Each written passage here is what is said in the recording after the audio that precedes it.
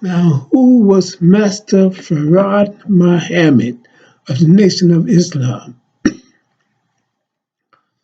It seemed that he was a master mason. Mason. That's why he's called Master Farad Muhammad.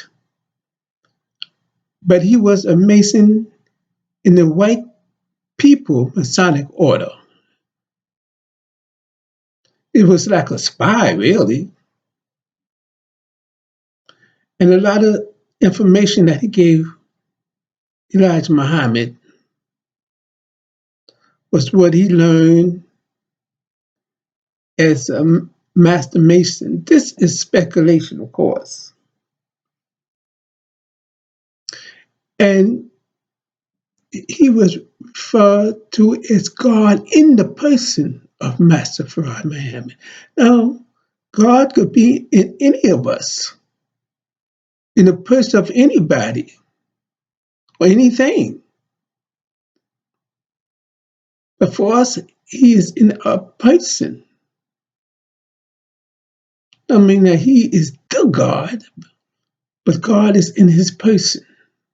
God is in you, in your person. And a lot of things that the Nation of Islam teaching seems similar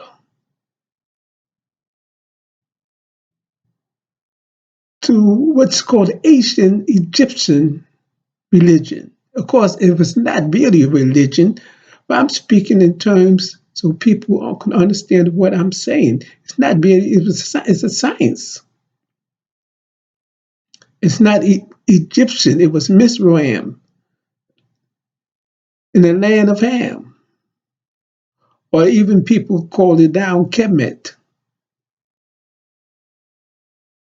The white people are the Egyptians, but they came much, much, much later, but they did not invent anything in what is now called Egypt. Egypt means Egypt, the people of the culture, of their knowledge, their language, like they did to him a biff, knock him in the head and get the secret.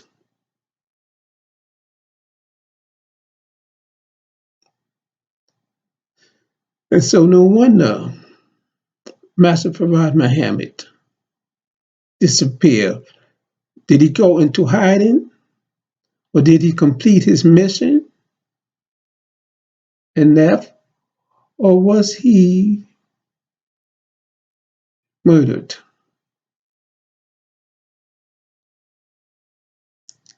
Now, it's been 90 years that the Nation of Islam been in existence.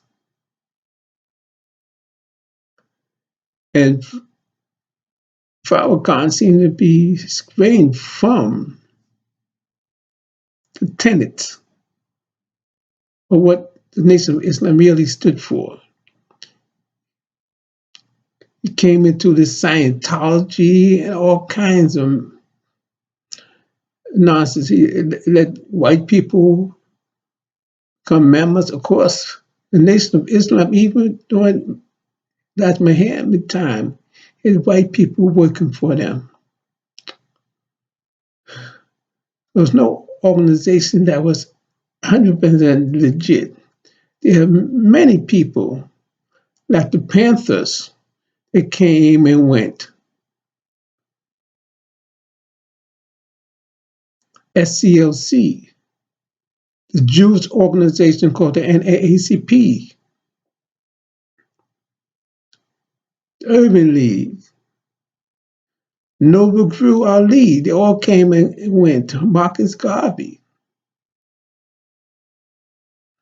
Of course, what stood is an institution started by Booker T. Washington.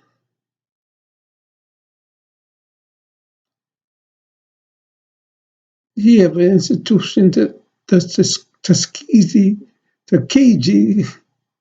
Institute or University, still in existence, still doing great jobs, turning out professionals.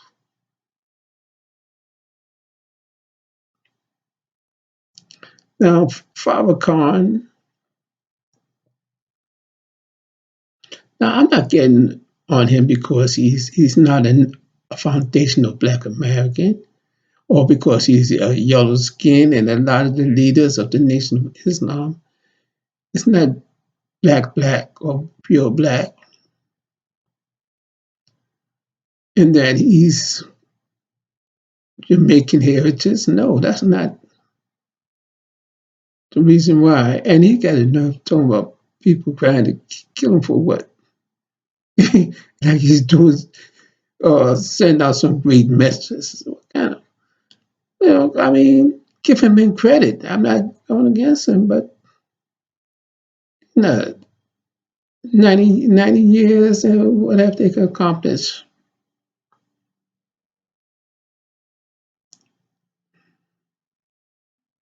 It's time for something new. And now there's a new thing, IUIC, Israel United in Christ. It started in 2003, I believe. And a lot of their leadership seemed to be Haitian. When are we going to get our own stuff, our own truth?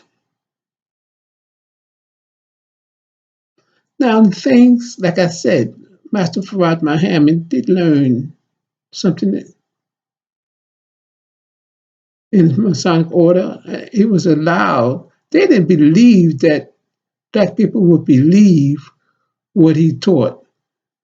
And the basic things he taught, that Caucasian are made people. They are made.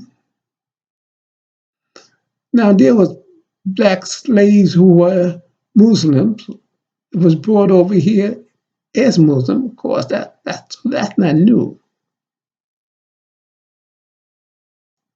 And the headgear that the woman wear in the Nation of Islam seemed similar to what the pharaohs wore. Now, Catholic nuns also wear the same kind of headgear.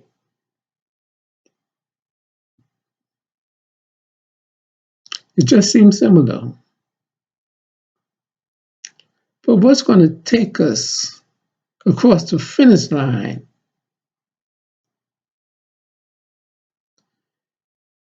Like I said, there's a lot of truth in what Elijah Muhammad taught. And Elijah Muhammad used common sense. A lot of things he said is just common sense. To separate yourself from the open enemy. And there may be Black people who are your enemies, but they're not open. You have to go by their action, what they say, to find out if they are secret enemies. But the open enemies, Caucasian are open enemies, but not all of them are open enemies. Because there's some Black into them. They have so much mixing, and but there may be Black in some of those occasions that make them look almost human. But what are the other proof that Elijah Muhammad or Master Farad taught? Is to separate. Again, that's common sense. That's not new. There was a colonization societies for people to move back to Africa. So what Marcus Garvey said was not new either. There have been colonization. In fact, in Liberia, before Liberia, they had Mississippi in Africa, which was on the Pepper Coast. They had Kentucky in Africa. They had Maryland in Africa, Louisiana in Africa. All of those were small colonies in West Africa. And not until about I think either 1947 or 1952, they were all annexed and became one in what's called Liberia. But the colonies was Mississippi in Africa. You can look it up. It's on the internet. Google it. Mississippi in Africa, Maryland in Africa, Louisiana in Africa. Different colonies that was annexed and became Liberia.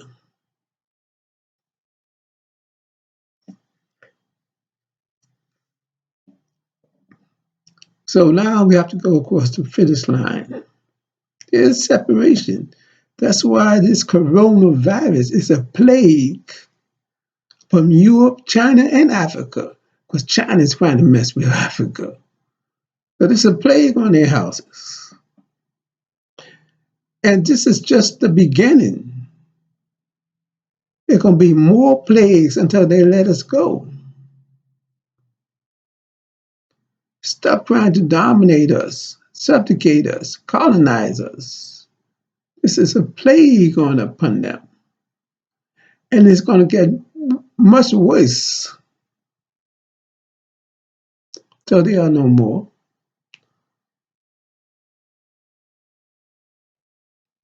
And the coronavirus is spreading, and they fear, they know something is coming. So it seems irrational fear. But they know their time is up.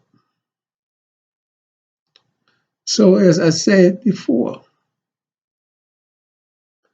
it was half truth taught by Master Mason fraud. But there have been men like who I admire is Moses Dickinson, who during the time of slavery gathered 42,000 black people into an army where they took an oath.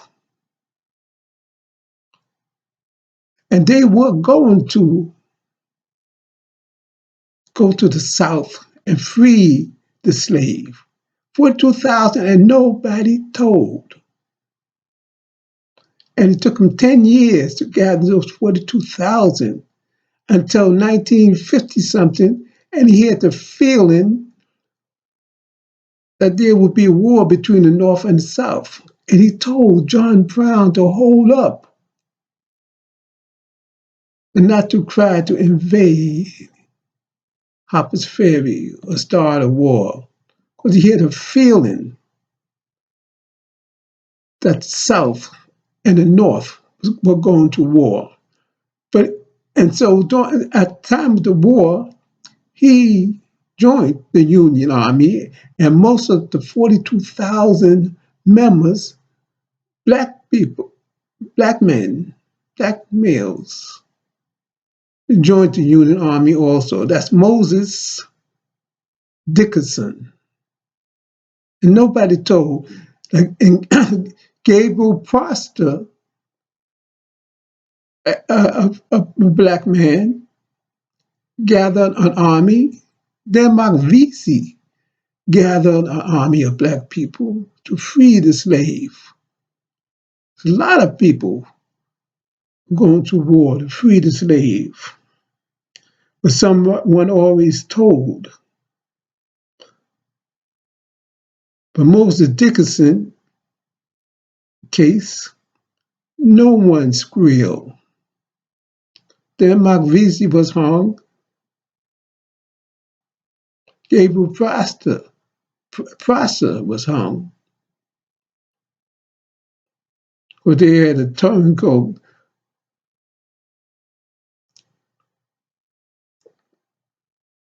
So there were many black people. And there was, even before the civil rights era in the 1950s,